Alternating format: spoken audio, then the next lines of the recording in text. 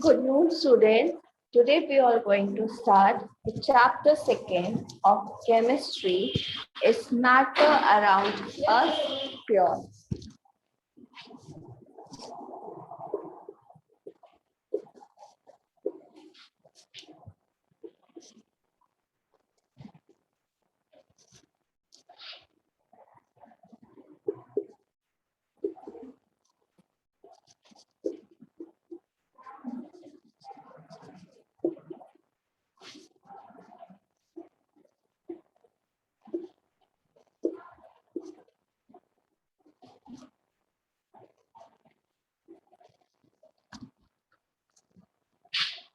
So now, first of all, we are going to start.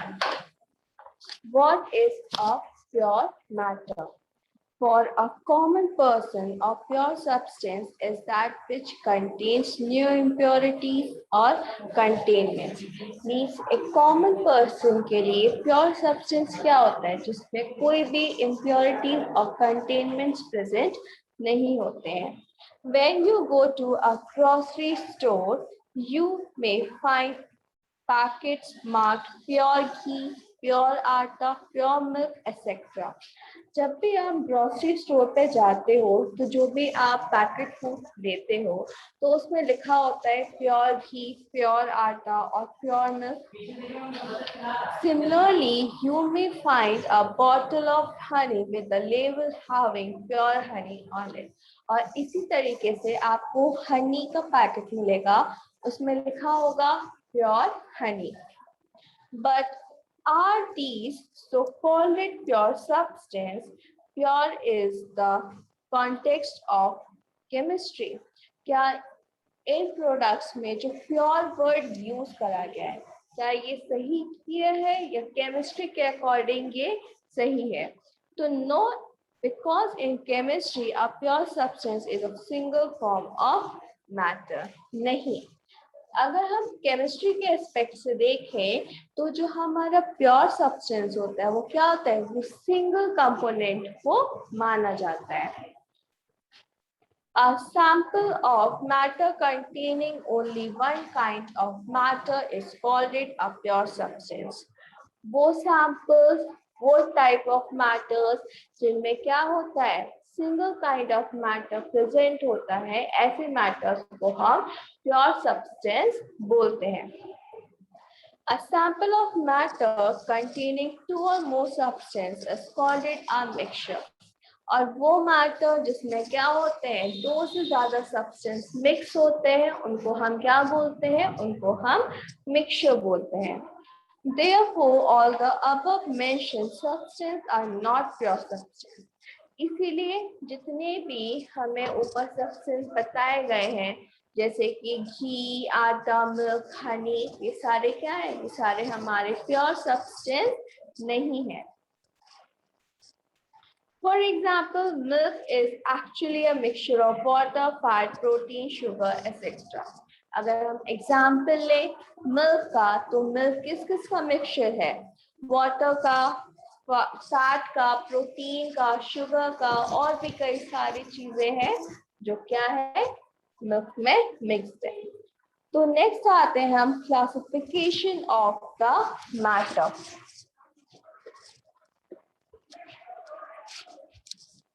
अब जो भी हमारे मैटर होते हैं ये कितने टाइप्स के होते हैं? 2 टाइप्स के होते हैं.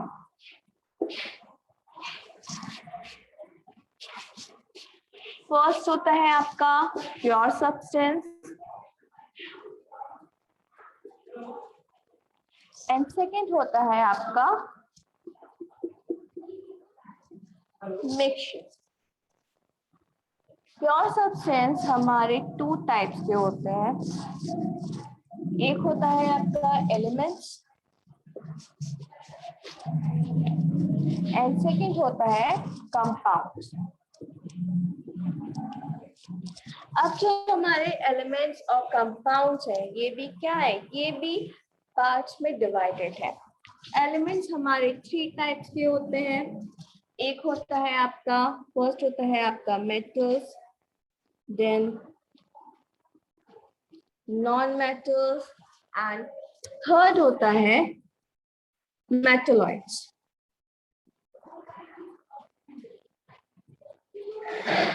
एंड देन आता है आपका कंपाउंड। कंपाउंड हमेशा 2 टाइप्स के होते हैं, organic compound and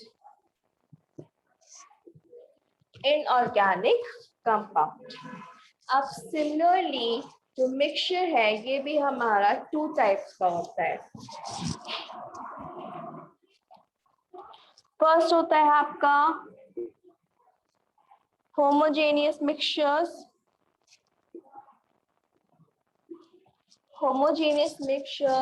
and heterogeneous mixture.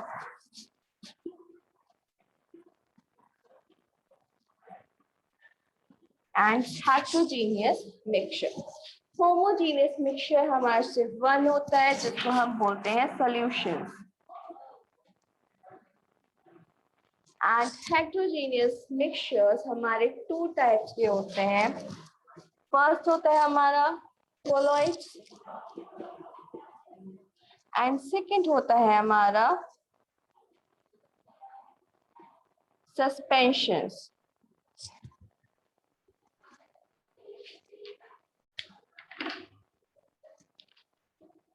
तो ये क्या है आपका, ये है आपका क्लासिफिकेशन ऑफ मैटर। क्या है, अगर आपसे पूछा जाए कि मैटर के कितने टाइप्स होते हैं तो मैटर हमारे 2 टाइप्स के होते हैं। फर्स्ट होता है आपका प्योर सब्सटेंस एंड सेकेंड होता है आपका मिक्सचर। देन जो प्योर सब्सटेंस है ये आपके 2 पार्ट्स में डिवाइडेड है। फर्स्ट है एलिमेंट एंड सेकेंड है कंपाउंड। एलिमेंट्स आपके 3 टाइप्स में डिवाइड होते हैं जिनको हम metal, non metal and metalloids बोलते हैं। कंपाउंड्स आपके 2 टाइप्स में डिवाइड होते हैं जो क्या होते हैं आपके organic and inorganic compounds. Similarly mixture भी क्या होते हैं हमारे 2 टाइप्स में डिवाइडेड होते हैं। फर्स्ट है आपका होमोजेनियस मिक्सचर एंड सेकेंड है आपका हेटेरोजेनियस मिक्सचर। होमोजेनियस मिक्सचर में आते हैं आपके सॉल्यूशंस एंड हेटेरोजेनियस मिक्सचर में आते हैं आपके कोलॉइड्स एंड सस्पेंशंस। तो अब हम लोग पढ़ेंगे physical and chemical properties of matter. अब जो मैटर है इनको हम किस बेसिस पे, इनके जो कैरेक्टरिस्टिक्स हैं वो क्या है और किस बेसिस पे हम इनको क्लासिफाई करते हैं।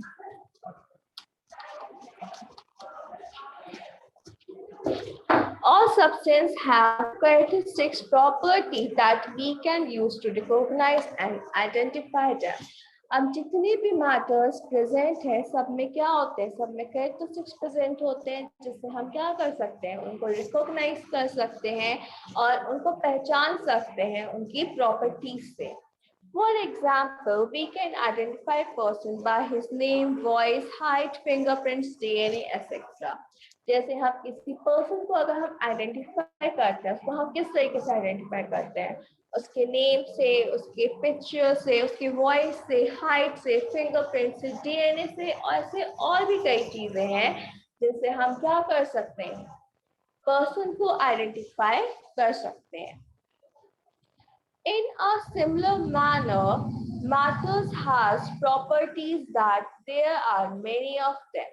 अब इसी तरीके से क्या होता है, जो मैटर्स होते हैं उनमें भी कई तरीके की प्रॉपर्टीज प्रेजेंट होती हैं, जैसे कि कलर्स में इलेक्ट्रिकल कंडक्टिविटी और ऐसे कई सारी प्रॉपर्टीज हैं जिससे हम क्या कर सकते हैं, मैटर को क्लासिफाई कर सकते हैं उसकी प्रॉपर्टी के according, which we can utilize to identify them. Normally, we associated 2 basic types of properties in a matter.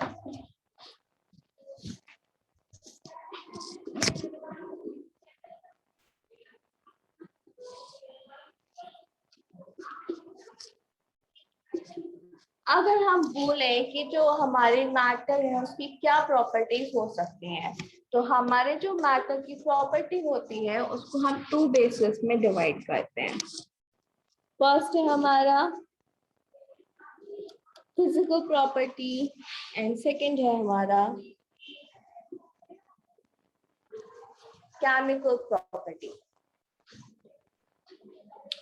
तो फर्स्ट हम लोग पढ़ते हैं कि हमारी फिजिकल प्रॉपर्टी क्या है. Those properties of matter which can be observed without changing the chemical compound of matter are called its physical properties. वो properties जिनमें जो matter होता है वो क्या करता है, बिना अपने chemical compounds को change करे, जो केमिकल कंपोजिशन होता है मैटर का उसको बिना चेंज करे जब हम उसको ऑब्जर्व करते हैं तो वो क्या कहलाता है, फिजिकल प्रॉपर्टी कहलाता है. In other words, these properties do not change the chemical nature of matter. ये जो प्रॉपर्टी होती है इसमें क्या होता है, जो हमारा मैटर होता है वो कभी भी अपनी केमिकल नेचर को चेंज नहीं करता है. Some important physical properties of matter are color, smell, freezing point, boiling point, density, hardness, metallity, ductility, attraction or repulsion towards magnet, etc. ये सारे क्या है आपके, ये सारे आपके प्रॉपर्टीज हैं. हम किस तरीके से किसी मैटर की फिजिकल प्रॉपर्टी से उसको आइडेंटिफाई कर सकते हैं. For example, gold is quite heavy. अब जैसे कि आपको पता है कि गोल्ड क्या होता है, भारी होता है. येलो कलर, ये येलो कलर का होता है. Can be hammered into thin sheets and drawn into fine wire. और उसमें हम क्या कर सकते हैं, hammer के थ्रू उसको हम thin sheets में कन्वर्ट कर सकते हैं और एक वायर में कन्वर्ट कर सकते हैं. Remember that measuring of these properties will not change the basic nature of the matter. पर इस बात का हमें ध्यान रखना है कि इन मैटर्स को जब भी हम मेजर करते हैं तो इनके जो बेसिक नेचर है, मैटर का जो बेसिक नेचर होता है वो कभी भी चेंज नहीं होता है. तो फिजिकल प्रॉपर्टी में क्या होता है, फिजिकल प्रॉपर्टी में no change in chemical nature. कभी भी केमिकल नेचर में चेंजेस नहीं आते हैं. देन सेकेंड है हमारा chemical properties. Those properties of matter that can be observed and measured by performing a chemical reaction are called it chemical properties. वो properties जिनमें क्या होता है, केमिकल रिएक्शन में चेंजेस आते हैं, जब भी वो कोई मेजर परफॉर्म कर रहे होते हैं, रिएक्शंस परफॉर्म कर रहे होते हैं, तो उनके केमिकल में जो चेंजेस आते हैं, उनके केमिकल नेचर में जो चेंजेस आते हैं उनको हम केमिकल प्रॉपर्टी बोलते हैं. Those property cannot be determined by touching or viewing the sample of matter. ऐसी प्रॉपर्टीज को हम कभी भी टच करके या देख करके नहीं बता सकते हैं. Some important chemical properties of matter are combustile, toxicity, stability in a given environment, pH reaction with water and acid, etc. For example, when a piece of sodium metal is dropped into water, जब हम क्या करते हैं, एक sodium metal के piece को water में drop करते हैं, a Vegas reaction take place and as a result sodium hydroxide and hydrogen are formed. तो इस रिजल्ट में क्या होता है, सोडियम हाइड्रोक्साइड और हाइड्रोजन का फॉर्मेशन होता है. मीन्स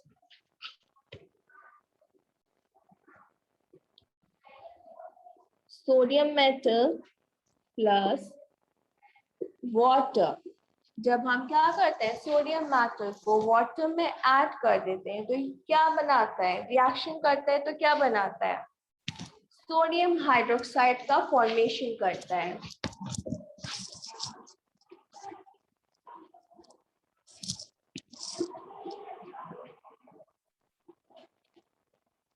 सोडियम हाइड्रोक्साइड का फॉर्मेशन करता है, प्लस इसके साथ में किसका फॉर्मेशन करता है, हाइड्रोजन का फॉर्मेशन करता है।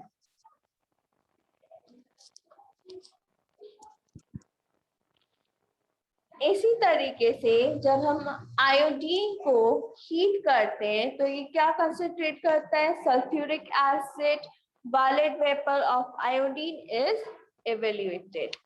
Thus, iodine can be recognized by this chemical reaction. तो इस तरीके से हम क्या कर सकते हैं, हम इस तरीके से जब उनमें चेंजेस आ जाते हैं, उनके केमिकल नेचर में चेंजेस आ जाते हैं, तब हम क्या कर सकते हैं, उन मैटर को आइडेंटिफाई कर सकते हैं। अब नेक्स्ट आता है हमारा pure substance. A pure substance is a form of matter that has constant chemical composition and characteristics property. Matter का प्योर सब्सटेंस फॉर्म वो होता है जिसका केमिकल नेचर, केमिकल कंपोजिशन हमेशा कांस्टेंट होता है और उसके जो प्रॉपर्टीज है, कैरेक्टरिस्टिक्स है, वो भी क्या रहती है, सेम रहती है। Example, pure water.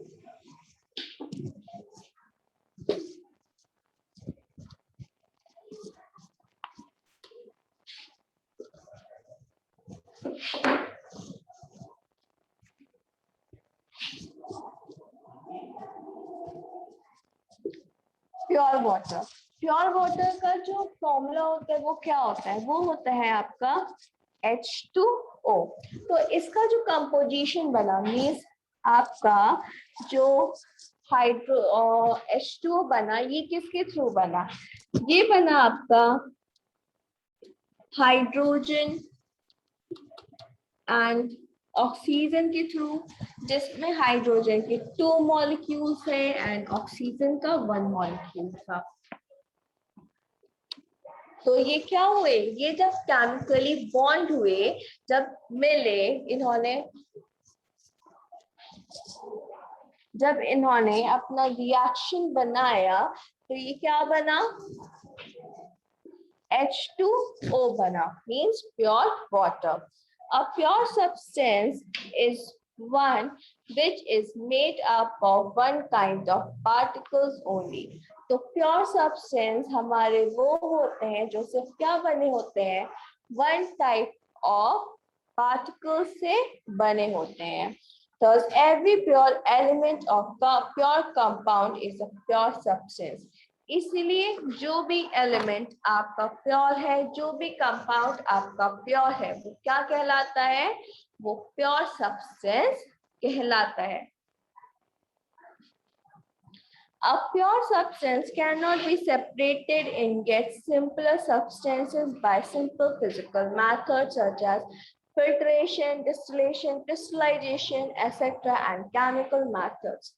तो जो प्योर सब्सटेंस होते हैं उनको हम कभी भी सिंपलर सब्सटेंस से या फिर फिजिकल मेथड से सेपरेट नहीं कर सकते हैं। जैसे कि आप लोगों ने पढ़ा होगा कि जो हमारे फिजिकल मेथड्स है सेपरेशन के, filtration, distillation, crystallization, chemical combinations, इनके थ्रू हम कभी भी प्योर सब्सटेंस को ब्रेक डाउन या सिंपलर सब्सटेंस में ब्रेक डाउन नहीं कर सकते हैं, सेपरेट नहीं कर सकते हैं। अब इसी तरीके से इसके जो कैरेक्टरिस्टिक्स हैं वो क्या है, pure substance is a homogeneous through out. तो इसीलिए जो हमारा प्योर सब्सटेंस है वो क्या होता है, वो होमोजेनियस होता है।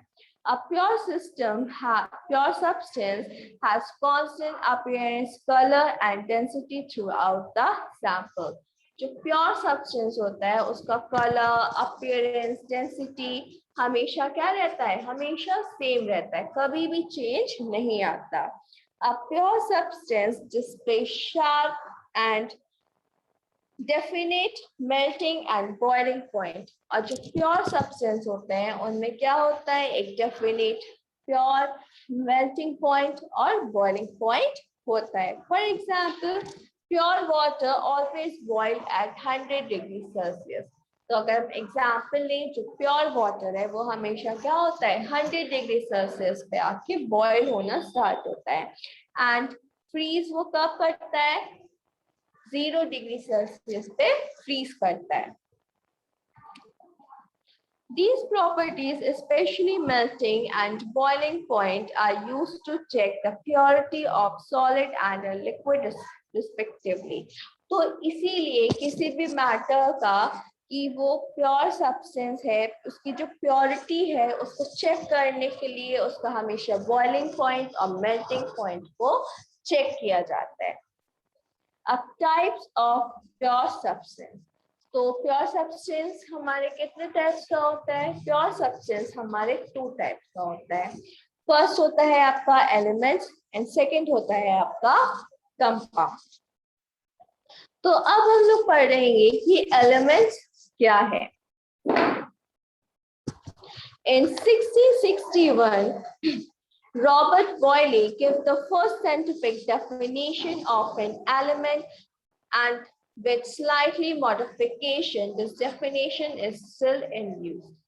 तो 1661 में रॉबर्ट बॉयले ने जो साइंटिफिक डेफिनेशन दी थी एलिमेंट्स की, वो क्या है, वो स्लाइटली मॉडिफाई करी गई और उस डेफिनेशन को हम आज भी यूज करते हैं।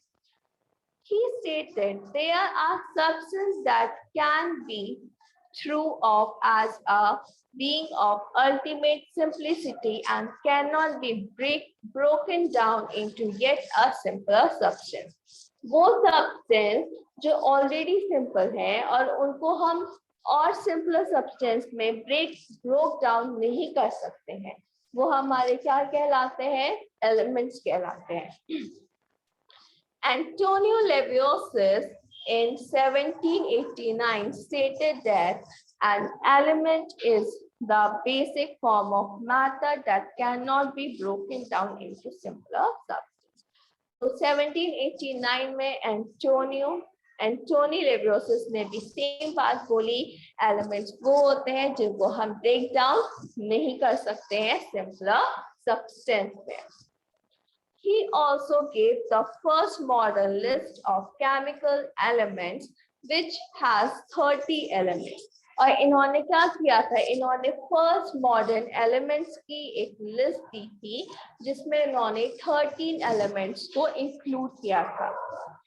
Elements during that time were distinguished by their atomic weights. तो उनके टाइम पीरियड में जो एलिमेंट्स होते थे उनको किस तरीके से डिस्टिंग्विश करा जाता था? उनके एटॉमिक वेट से डिस्टिंग्विश करा जाता था। Nowadays we define the elements as follows.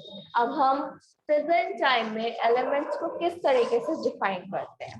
Elements is a pure substance that cannot be broken down into a simpler chemical substance. Elements क्या होते हैं? वो pure substance होते हैं जो कभी भी simpler substance में broken down नहीं हो सकते हैं by the physical or ordinary chemical means, and is made of atoms or the same type. और वो हमेशा किससे बने होते हैं? एटम से बने होते हैं या सेम अपने टाइप के ही मॉलिक्यूल से बने होते हैं। In other words, an element is a type of matter composed of atoms that all have same positive charges on the nucleus, means that have the same atomic number. Means elements हमारे वो होते हैं जो same type के atom से बने होते हैं, जिनका न्यूक्लियस किसमें होता है? पॉजिटिव चार्ज में होता है, और क्या होता है? उनका जो एटॉमिक नंबर होता है वो हमेशा सेम होता है। Familiar example of elements include, जो आप लोगों ने एलिमेंट्स सुने होंगे, पढ़े हैं अब तक, वो कौन कौन से आपके? Carbon, oxygen, nitrogen, hydrogen, gold, iron, sodium, silver, aluminium, mercury, arsenic, etcetera. ऐसे भी कई सारे मेटल्स एलिमेंट्स हैं। An element can be solid, liquid or gas. तो जो एलिमेंट है वो कैसा हो सकता है, सॉलिड हो सकता है, लिक्विड हो सकता है या फिर गैस हो सकता है। For example gold and silver are solid. अगर हम एग्जाम्पल लें तो गोल्ड और सिल्वर हमारा क्या है, सॉलिड है।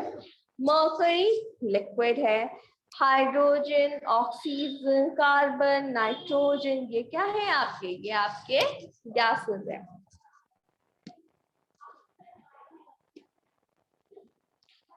Elements can exist as either atoms or molecules. तो जो हमारे एलिमेंट्स होते हैं वो किस फॉर्म में एग्जिस्ट करते हैं, एटम्स के फॉर्म में या फिर मॉलिक्यूल्स के फॉर्म में एग्जिस्ट करते हैं। एटम्स में आपका क्या एग्जांपल हो गया, एटम्स में आपका एग्जांपल हो गया गोल्ड एंड मॉलिक्यूल्स में क्या हो गया आपका एग्जांपल, मॉलिक्यूल्स में आपका एग्जांपल हो गया nitrogen.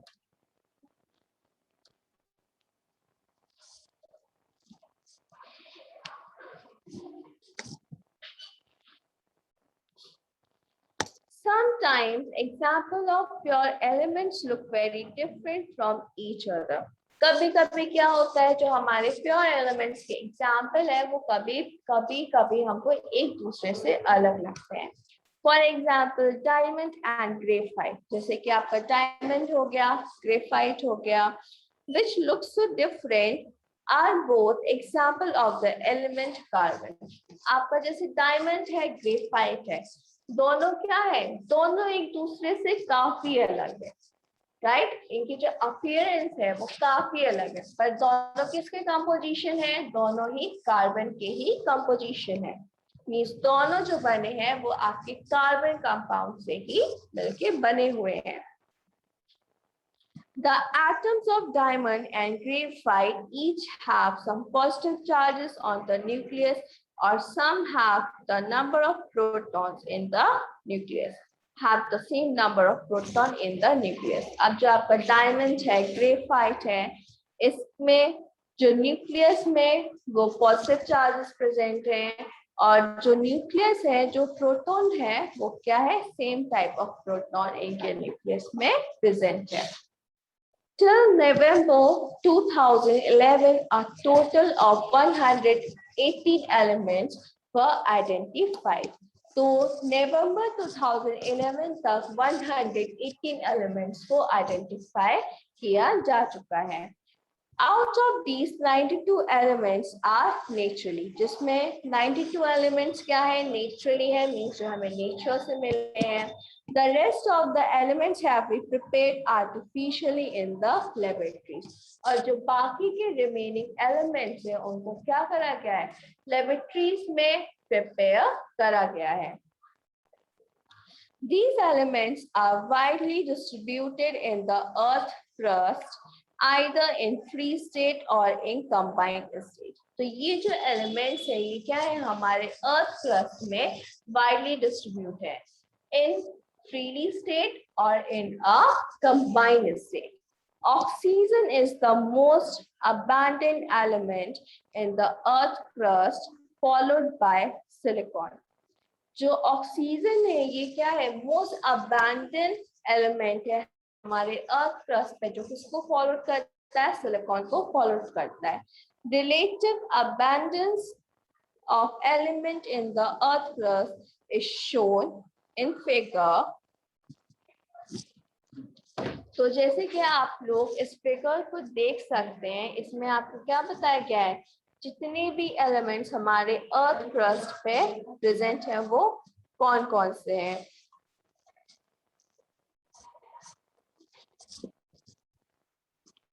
All the known elements are divided into 3 classes. तो इसीलिए जितने भी एलिमेंट्स प्रेजेंट है उनको क्या करा गया है, उनको 3 क्लासेस में डिवाइड करा गया है। फर्स्ट हो गया आपका मेटल, सेकंड हो गया आपका नॉन मेटल एंड थर्ड हो गया आपका मेटलॉइड्स।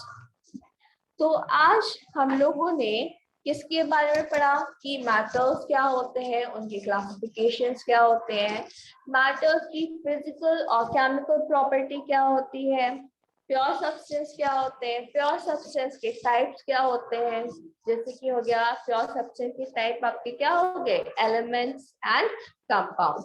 देन एलिमेंट्स क्या होते हैं, इसकी डेफिनेशन किसने दी, कौन कौन से एलिमेंट्स, अभी तक कितने एलिमेंट्स हमको मिल चुके हैं, और एलिमेंट्स हमारे कितने टाइप्स के होते हैं।